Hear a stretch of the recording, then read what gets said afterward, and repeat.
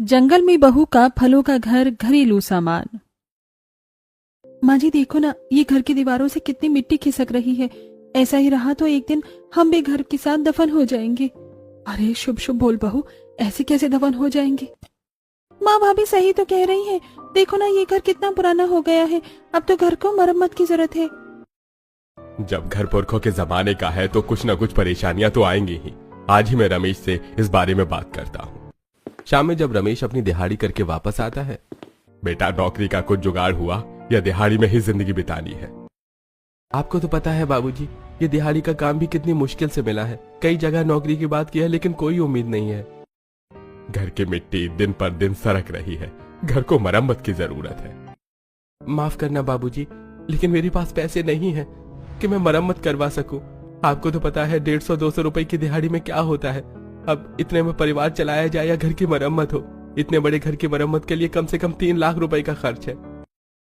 रमेश की बात सुनकर जयेश भी शांत हो जाते हैं। कहीं ना कहीं उन्हें रमेश की बात सही ही लगती है।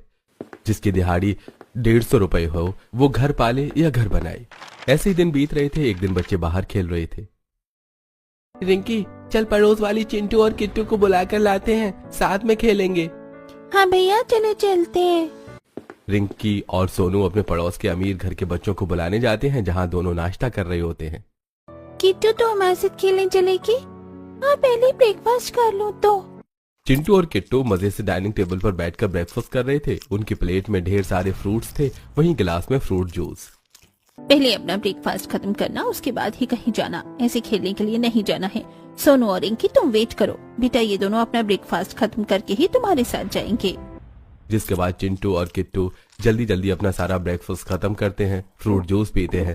दोनों जब तक नाश्ता कर रहे थे, रिंकी और सोनू रहकर उन्हें ही देखते हैं कि क्या खा रहे हैं। वहीं जैसे ही दोनों नाश्ता करके उनके पास आते हैं, चलो दोस्तों अब हम चलते हैं। दोस्त, तुम लोग अभी नाश्ते में क्या खा रहे थे?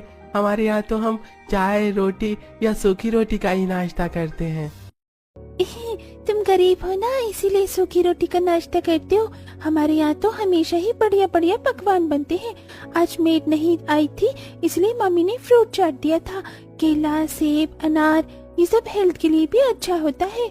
अरे फ्रूट जूस से बॉडी में विटामिन, कैल्शियम और बॉडी हाइड्रेट रहती है। मतलब ये फल स्वादिष्ट के साथ हेल्दी भी होते हैं। तो क्या दोस्तों, तुम हमें फल खिलाओगे?